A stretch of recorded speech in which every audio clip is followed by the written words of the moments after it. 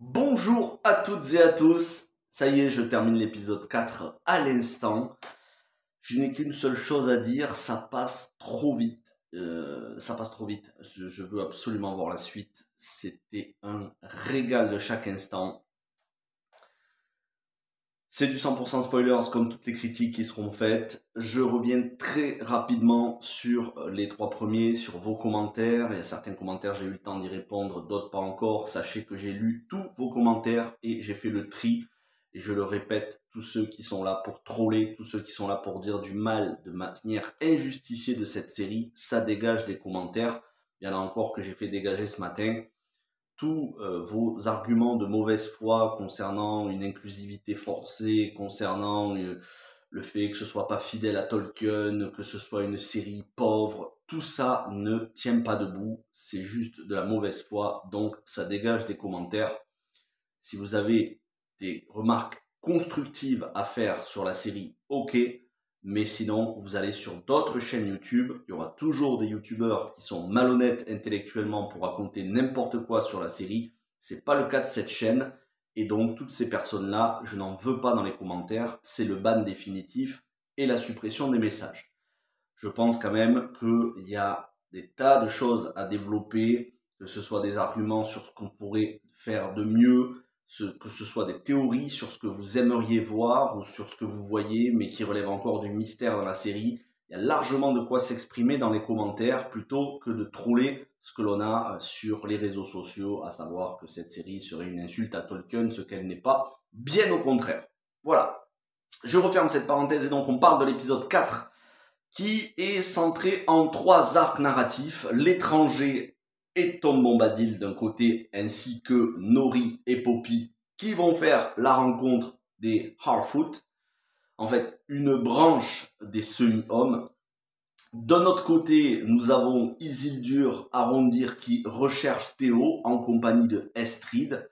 On sait que c'est une servante entre guillemets de Hadar, puisqu'elle a tenté d'effacer la marque qu'elle avait derrière la nuque dans l'épisode précédent.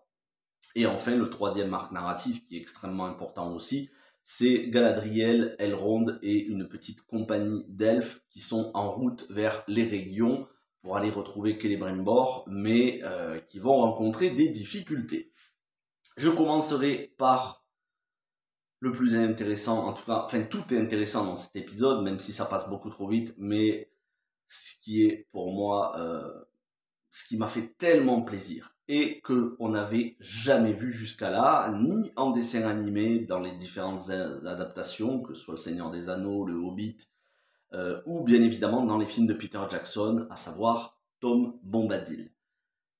Merveilleuse introduction de Tom Bombadil qui, certes, sur les événements est un peu différent dans les romans, puisque il y a une rencontre avec les quatre hobbits, il y a différentes rencontres avec Gandalf, il le rencontre dans la communauté de l'anneau, dans le premier tome. Ici, il est en terre de Rune, et c'est l'étranger dont on ne connaît pas encore l'identité, mais je vais vous en parler parce qu'il y a énormément d'indices. Tom Bombadil, qui est exactement la description du livre. Alors, quand j'étais encore dans mon ancien appart, dans mon ancien décor, celui que vous aviez vu avec une petite bibliothèque où j'avais les livres de Tolkien, donc il y a maintenant 1 an et demi en arrière, mais vous retrouverez tout ça dans le nouveau décor dans quelques mois, j'avais lu Tom Bombadil, Les Aventures de Tom Bombadil, ce qui est un petit livre qui se lit très facilement, avec d'un côté la version anglaise, de l'autre côté la traduction française, et ça correspond vraiment au personnage. Et c'est formidable de l'entendre dire des choses qui sont mot à mot des choses que l'on a dans les romans de Tolkien, la description qu'il fait de lui-même, le fait que en plus il puisse parler aux Ents, et en tout cas aux arbres, le fait qu'il soit surpuissant, le fait qu'il soit là avant toute chose, qu'il ait vu les étoiles se lever,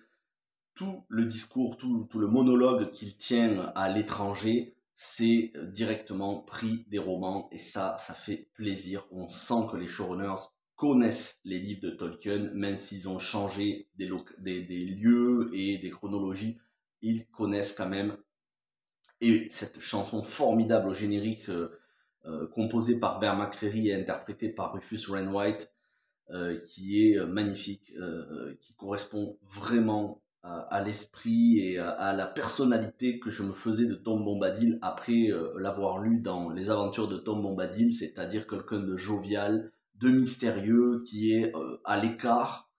Faut savoir que Tom Bombadil, c'est un des êtres, si ce n'est l'être le plus puissant de tout l'univers Tolkien après Eru Ilúvatar, à savoir donc le créateur de toutes choses dans l'univers de Tolkien, celui qui est à la base de tout, qui correspond au Dieu unique chez les chrétiens et dans les religions monothéistes.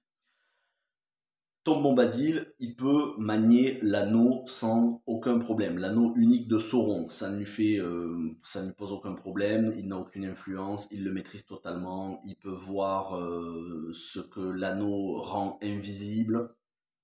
Il est ultra cheaté en fait. Il a des pouvoirs qui sont incommensurables et qui n'ont surtout jamais été exploités totalement, puisque Tolkien a voulu laisser un mystère autour de ce personnage. En fait, Tom Bombadil, c'est un perso qui est hors cadre. Si vous voulez, l'univers Tolkien, c'est une toile de peinture, et Tom Bombadil, il est en dehors du cadre. Il est trop puissant. À lui tout seul, il peut accomplir toutes les quêtes les plus importantes et délivrer non seulement la Terre du Milieu, mais c'est comme si c'était un Ainur, c'est-à-dire les plus puissantes divinités dans le monde de Tolkien. D'ailleurs, il y a eu énormément de théories. Alors certains disaient qu'il serait Eru Ilúvatar lui-même, d'autres disaient qu'il serait un Ainur venu en Terre du Milieu et qui aurait décidé de rester. Il y a des tas de théories, mais de toute façon, ça restera des théories, puisque Tolkien n'a jamais confirmé aucune de ces théories, et il a dit justement que il voulait qu'il reste un mystère autour de Tom Bombadil. C'est le grain de sable dans la machine qui fait que la machine ne peut pas fonctionner de manière cohérente. Parce qu'en réalité, et Gandalf avait proposé lors du conseil d'Elrond à Foncombe de remettre l'anneau à Tom Bombadil, il me semble. Bon, enfin, si tu donnes l'anneau à Tom Bombadil, il n'y a rien qui peut l'empêcher d'aller en Mordor. À ce moment-là, il n'y a plus aucun événement. Le mec, il va en Mordor, il détruit l'anneau et ça y est, c'est fini. Parce que rien n'est aussi puissant, rien ni personne n'est aussi puissant que Tom Bombadil dans tout l'univers Tolkien. Le mec a des pouvoirs qui sont incommensurables. Il est bien plus puissant que les Istari eux-mêmes. Il maîtrise la magie totalement, il maîtrise le pouvoir de l'air, du feu, tout. Voilà. Donc, il y a énormément de mystères autour de ce personnage dans les livres, et il y a énormément de mystères aussi dans la série, et on apprend que les étoiles sur la carte que Sadok a donnée à l'étranger, ces étoiles étaient une carte non pas pour trouver une autre personne, enfin non pas pour trouver un lieu, mais pour trouver Tom Bombadil. Et donc Tom Bombadil qui est tranquille avec une chèvre qui gambade autour de sa maison, qui est en train de faire du jardinage. Le mec est tranquille en fait, c'est-à-dire qu'autour de lui, il y a des tas de choses qui se passent. Il est au courant de tout, il est au courant de Sauron, il est au courant du Dark Wizard, du magicien noir.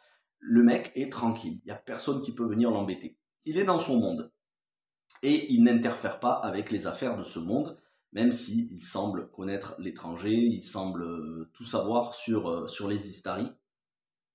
Donc, il fait la connaissance de l'étranger, l'étranger fait sa connaissance, il va comprendre que il a été guidé justement pour arriver ici, pour que ses pouvoirs lui soient révélés et surtout pour pouvoir maîtriser ses pouvoirs et non seulement affronter Sauron, mais aussi affronter le Dark Wizard, donc le magicien noir. Moi je regarde la série en VO. Et voilà, donc l'étranger comprend sa mission.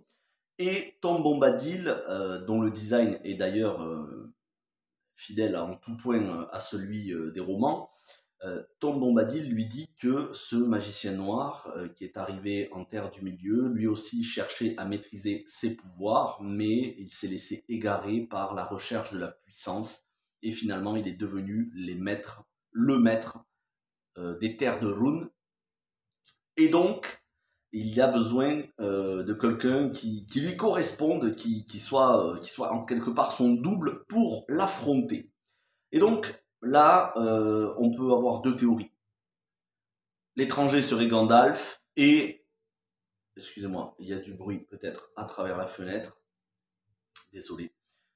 l'étranger serait Gandalf et le magicien noir serait Saruman. Ça colle pas. Ça colle pas parce que Saruman ne devient mauvais qu'au tiers âge. C'est pas le moment.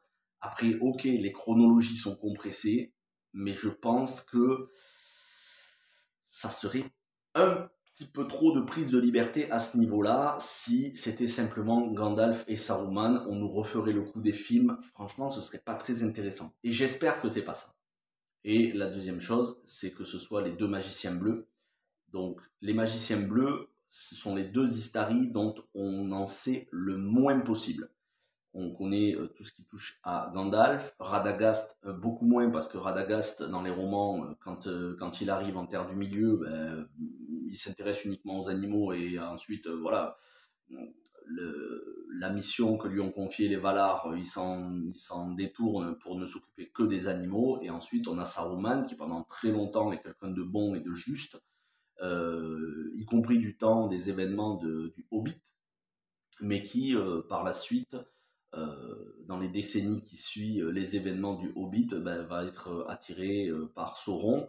Donc c'est absolument pas le moment pour Saruman. Et en revanche, les deux magiciens bleus, alors on a des sources qui sont contradictoires, puisque Tolkien a écrit des choses de son vivant, mais il n'avait pas encore formalisé les choses. Et après, comme il est mort, il restait des écrits qui pour certains étaient contradictoires. Certains dans le Silmarillion et dans le Seigneur des Anneaux, d'autres dans les contes et légendes inachevés. Dans les contes et légendes inachevés, on nous dit que les deux magiciens bleus sont arrivés au second âge, c'est là où on se trouve, et dans, je crois, le Silmarillion, c'est au tiers âge. Ça fait longtemps que j'ai pas relu le Silmarillion, donc je me souviens plus exactement, mais selon les romans, ils sont arrivés à deux âges différents, les deux mages bleus. Et ils ne sont pas arrivés au même endroit. Mais ensuite, voilà, ils sont censés se retrouver. Et ensuite, on n'en sait pas plus sur les deux magiciens bleus. On n'en sait pas plus dans les romans. On sait qu'ils sont partis vers les terres de Rhûn. Et après, ça y est, c'est fini. On n'a aucune autre indication. Il se peut que ce soit les deux magiciens bleus qui soient amenés à se retrouver, l'étranger qui finirait par vaincre le Dark Wizard et qui ensuite se tournerait pour vaincre Sauron, mais qui finalement dans sa mission abandonnerait et ça serait laissé à Gandalf par la suite. Sinon, c'est Gandalf. Je ne vois pas d'autres possibilités. Alors, les deux mages bleus s'appellent Alatar et Palando. À ne pas confondre avec Anatar, ça se prononce légèrement pareil, mais c'est Alatar avec deux L. Alatar pour un des deux mages bleus et Palando pour l'autre mage bleu. Ce serait donc peut-être l'étranger et le Dark Wizard. Ce serait une bonne chose parce que c'est de l'inédit, mais en même temps, les mages bleus n'ont pas affronté Sauron. À aucun moment on nous le dit. On nous dit que voilà, ils se sont perdus vers les terres de Rhûn et qu'ensuite on n'a plus jamais entendu parler d'eux. Est-ce qu'ils ont cédé au mal? Est-ce qu'à un moment donné ils ont aidé à vaincre Sauron d'une manière ou d'une autre? On n'en sait pas plus. Donc tout ça est auréolé de mystère, tant mieux. De toute façon, les showrunners nous ont dit qu'on connaîtrait l'identité de l'étranger d'ici la fin de la saison.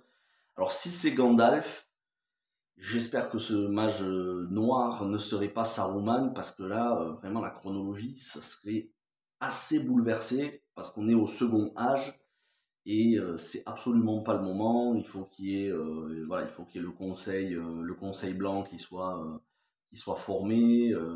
Gandalf n'a pas encore rencontré les elfes. Et puis bon, voilà, Saruman, ça reste quelqu'un de bon durant l'immense majorité de sa vie. Là, on nous dit, il est arrivé, il maîtrisait pas ses pouvoirs, très vite, il est devenu mauvais. Ça correspond pas à Saruman. Même si les chronologies sont compressées, faut quand même pas déconner non plus. Mais on verra d'ici la fin de la saison. En tout cas, le magicien noir qui dit à ses acolytes je vais m'occuper de l'Istar moi-même, vous allez vous occuper des semi-hommes, des semi-femmes en l'occurrence, Nori et Poppy, qui tombent sur ce qu'elles pensent être un Harfoot, un pied velu, et qui va les mener. Donc on sent direct qu'il y a une attirance entre Poppy et ce jeune homme qui s'appelle Merrimack. il va les mener à son village, un village qui est dans des grottes, voilà, à l'air libre, mais qui est dans des grottes. Ils sont sédentaires, ce ne sont pas des nomades, euh, voilà, contrairement aux pieds velus qu'on a suivis durant toute la première saison. Et de fil en aiguille, on va comprendre que Sadok Terrier est le descendant d'un autre terrier qui faisait partie de toute cette confrérie et qui était attiré vers ce qu'ils appellent le Souzat, c'est-à-dire un endroit où il pourrait vivre dans des trous. Donc on comprend que c'est la comté et que on nous dit il y en a un, voilà, donc l'ancêtre ou peut-être le père ou le grand-père de Sadok Terrier qui a eu une vision, un rêve et il devait mener les semi-hommes justement à cet endroit, le Souzat, un endroit où ils seraient censés vivre dans des trous, avoir leur maison, leur jardin. Et il n'y est jamais parvenu, et c'est comme ça que son descendant, on ne sait pas si c'est exactement son fils, son petit-fils, ou alors j'ai pas bien vu, euh, ils ont fini par rester nomades, puisqu'ils n'ont pas trouvé leur chemin, et c'est justement tout ça qui est raconté dans la chanson de Poppy, The Wandering Day, qu'elle chantait en saison 1 et qu'on a réentendu en début de saison 2. Et là, donc, ils rencontrent des autres semi-hommes qu'ils prennent pour des Harfoot, des pieds velus, mais qui s'appellent les Forteux. Alors, je sais déjà, il va y avoir une critique de la part des gens qui sont insupportables, qui vont dire oui, il y a trop de noirs parmi les semi-hommes, il y a trop de noirs, c'est n'importe quoi. Encore une fois, c'est une méconnaissance de l'univers Tolkien, puisque les pieds velus sont décrits comme mat de peau. Mat de peau, ça veut pas dire blanc, ça veut dire qu'il y en a certains qui tendent vers le blanc, d'autres un peu vers le basané, d'autres vers le noir. Mais en fait, c'est pas grave. À partir du moment où on les décrit, les Harfoot, les pieds velus, comme mat de peau, c'est bon. Il y a pas de souci. Il n'y a pas à dire oui, mais là, il y en a un petit peu trop de noir. Là, il n'y en a pas assez. Arrêtez avec votre mauvaise foi. Ils n'ont pas remplacé tous les pieds velus par des Afro-Américains aux dreadlocks. Et ça aurait été aussi stupide de mettre que des pieds velus blancs ou des pieds velus chinois. À un moment donné, c'est pas très grave non plus s'il y a des variantes de couleur de peau. Arrêtez de faire une fixette sur ça, c'est ridicule. Donc voilà, on a les hommes de main du magicien noir, ceux qui sont avec leur masque en cuivre là, qui menacent, qui arrivent au village de ces semi-hommes et qui menacent la chef du village qui a fini par avoir confiance en Nori et Poppy après s'être méfiée d'elle. Et elle a décidé de protéger Nori et Poppy en révélant pas qu'elles sont là.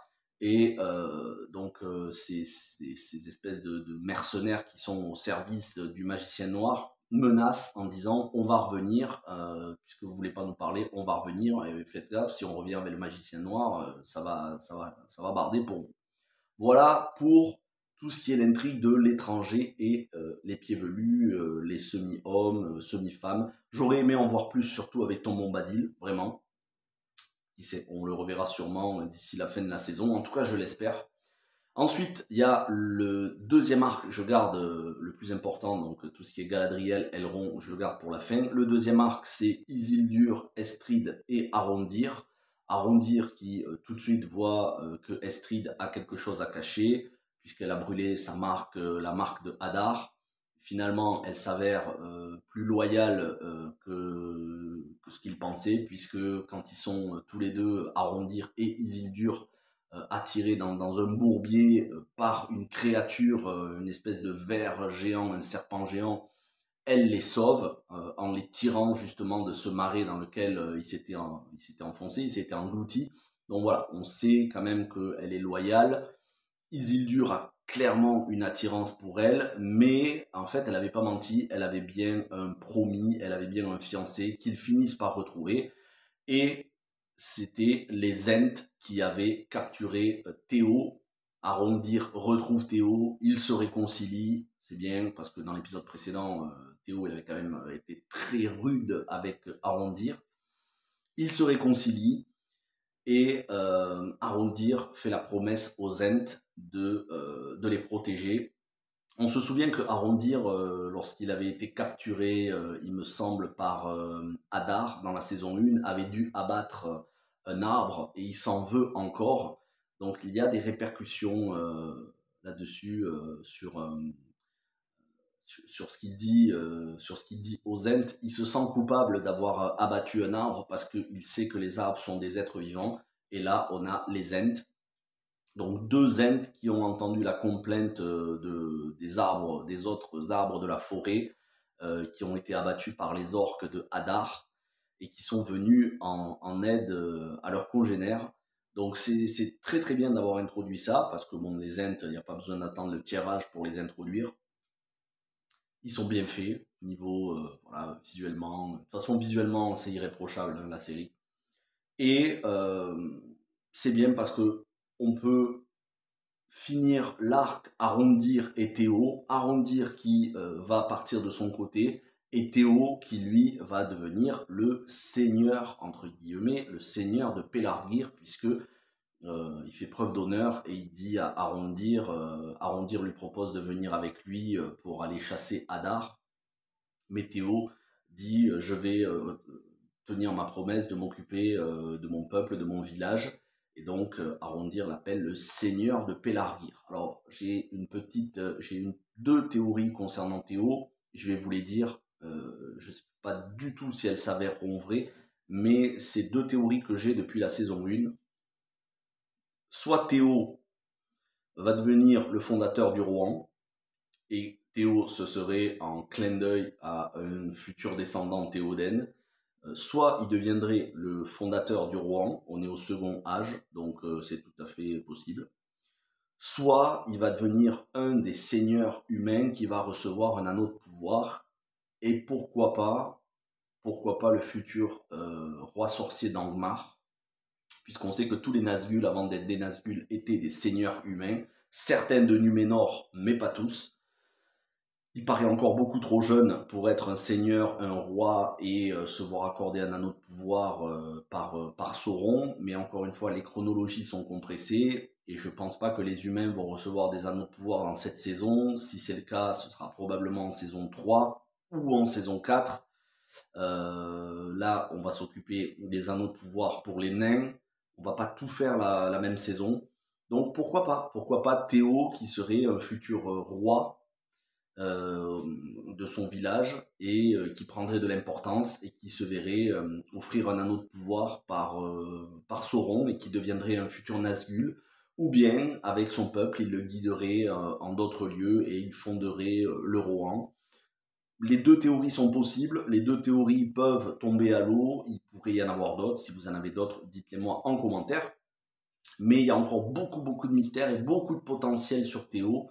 On sait aussi qu'il peut être attiré par la noirceur, comme on l'avait vu en saison 1, avec le manche de l'épée qui était la clé pour ouvrir le barrage, pour faire exploser le mont Orodruin. Donc on sait qu'il y a une certaine attirance pour la noirceur chez Théo. Donc c'est un perso qui peut devenir bon, qui peut rester bon plutôt, ou c'est un perso qui peut devenir mauvais. Il y a encore tout à faire avec ce perso qui n'existe pas dans les romans de Tolkien, mais de toute façon il y a énormément de personnages qui ne sont pas décrits et qui pourtant sont là. Il faut bien donner du corps quand il y a des choses qui n'ont pas été décrites par Tolkien lui-même. Et enfin l'arc concernant Galadriel et qui est mené par Elrond, puisque c'est Elrond qui a été désigné par Gil-galad pour prendre la tête de cette petite compagnie. Ils vont trouver le reste des cadavres des autres elfes qui devaient aller en Erégion et qui ont été en chemin tués. Et là, ils vont tomber sur des tombes avec d'anciens rois qui sont morts, ce que l'on appelle les esprits des tertres. Ça, c'est dans les romans. Les esprits des tertres, c'est dans les romans. C'est bien qu'il l'ait mis dans la série. C'est super, parce que ça permet à Galadriel, encore une fois, de voir que l'anneau, son anneau, donc Nenya, c'est son anneau, la prévient du danger. Et c'est bien parce qu'on nous montre un Elrond qui était sage dans les 3 premiers, qui avait raison de se méfier dans les 3 premiers épisodes, mais là il se méfie tellement qu'il met la vie en danger, et à cause de lui, il y en a un un des elfes qui accompagnent leur petite compagnie, qui va se faire tuer parce que Galadriel le met en garde, elle lui dit on ne devrait pas passer par là parce que mon anneau nous avertit, et Elrond ne veut absolument pas l'écouter. À cause de ça, il y en a un des elfes qui l'accompagne qui va mourir. Et il y en a un autre qui se prend une flèche ou une pointe, mais je crois que c'est une flèche, et Galadriel arrive à le guérir et surtout à le sauver grâce à son anneau qui lui permet de développer des pouvoirs de guérisseuse. Et c'est là que Elrond comprend que finalement cet anneau n'est pas maléfique et peut servir pour le bien et qu'il aurait dû écouter Galadriel. Galadriel qui lui donne l'anneau, voilà, qui lui dit retourne très vite protéger cet anneau, retourne au Lindon, protège l'anneau, elle lui donne son anneau, et elle décide d'aller à la rencontre des orques, puisque c'est après avoir vaincu les esprits des tertres, il rencontre les orques de Hadar, et elle reste seule pour les affronter, jusqu'à ce qu'elle soit confrontée à Hadar, ce qui est la fin de l'épisode, et donc on la verra dans l'épisode suivant, sûrement en train de négocier avec Hadar pour faire une alliance pour vaincre Sauron. Euh, Elrond a bien compris que Galadriel, son objectif principal, c'était de tout faire pour contrer Sauron, qu'elle n'était pas trop sûre d'elle, au contraire, mais qu'elle avait raison d'avoir confiance en son anneau et que son anneau l'a guidée sur la bonne voie pour la prévenir des dangers. Donc Elrond va se radoucir et gagner encore une fois en confiance et en sagesse en Galadriel, même si voilà, ils ont dû rencontrer des difficultés en chemin. Tout ça les éloigne encore de Celebrimbor. Et pendant ce temps-là, il y a Sauron qui est donc à Anatar, qui est en train de travailler l'esprit, de manipuler Celebrimbor. Donc ils prennent du retard dans leur mission, mais au moins Elrond a pu voir que cet anneau n'était pas maléfique et que Galadriel a eu raison depuis le départ de faire confiance à cet anneau. Donc ce sera bien pour la suite, parce que à partir de maintenant, il va y avoir une utilisation beaucoup plus importante de l'anneau, et ils vont tous être, y compris Elrond, derrière Galadriel, et comprendre que elle est vraiment sur la bonne direction, et elle a une sagesse que lui confère son anneau et le fait de connaître Sauron que d'autres elfes n'ont pas. Donc la suite de ce qui va se passer, sûrement que elle va convaincre Hadar, l'ennemi de mon ennemi est mon ami, l'ennemi de Sauron c'est mon ennemi aussi, faisons alliance, controns Sauron, allons en Erégion, on le déloge, et de toute façon, Gil-galad, c'est sûrement la conclusion à laquelle ils vont arriver. Je les vois mal affronter à la fois Hadar et Sauron, mais sûrement que sur les orques de Hadar, il y en a pas mal qui vont se faire décimer par Sauron. En toute logique, d'ici la fin de la saison, on devrait avoir les hommes de Numénor qui arrivent pour affronter Sauron. Euh, donc voilà, il y a encore pas mal de choses qui vont se passer. Mais c'est bien, parce que on retrouve la Galadriel qui est combattante comme elle l'était dans les premières saisons, dans la première saison, notamment dans les derniers épisodes, épisodes 6 et 7, où elle combattait, et ils lui ont mis des scènes qui sont vraiment dignes du perso, et qui sont ultra badass. Rien à redire là-dessus, sauf pour les rageux qui vont encore dire c'est du girl power. Mais bon, est-ce que leur avis compte vraiment, hein? Est-ce que l'avis des gens qui viennent critiquer négativement cette série, quelles que soient les qualités que propose la série, est-ce que l'avis de ces gens-là compte? Non, pas pour moi. En tout cas, si vous avez apprécié cet épisode, n'hésitez pas à me le dire. Si vous avez des théories pour ce qui va se passer sur les différents personnages, qu'est-ce que vous auriez aimé voir que vous n'avez pas vu? Est-ce que vous auriez aimé en voir plus? Qu'est-ce que vous aimeriez qu'il soit développé encore plus dans les épisodes suivants? Moi, j'ai vraiment hâte qu'on nous remontre Tom Bombadil et que l'étranger, euh, on ait enfin son identité, quoi. J'espère que le Dark Wizard, que ce sera pas Saruman, parce que sinon ce serait vraiment incohérent. On verra si c'est des mages bleus, on verra si l'étranger est Gandalf. Il y a quasiment aucune chance que ce soit Radagast. Mais bon, il y a plein de mystères et c'est une très bonne chose sur cette série. Ça explore ce qui n'est pas expliqué dans les romans. tout en gardant des choses très fidèles. Et encore une fois, je vous dis, Tom Bombadil, pour avoir lu les aventures de Tom Bombadil, c'est vraiment le caractère du personnage, jovial, plein de bonne humeur, du mystère. D'ailleurs, petit détail, on l'entend discuter avec Bédor, sa femme, et on entend une voix féminine, et l'étranger dit, mais il y a une femme.